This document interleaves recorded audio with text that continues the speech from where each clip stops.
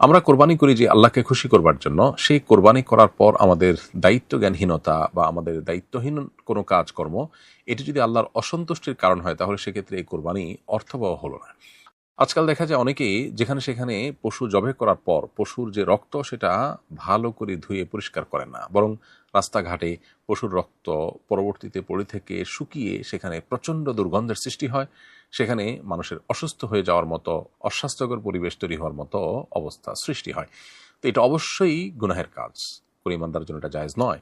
যেখানে রাস্তায় কষ্টদায়ক কিছু কেউ ফেলে রাখলে, এমন কিছু যদি ফেলে রাখে যা মানুষের কষ্টের কারণ হয়, অসুবিধার কারণ হয়, সেটা তুলে ফেলাটা ইমানের অঙ্গ হাদিসে সুনির্দিষ্ট করে বলা হয়েছে।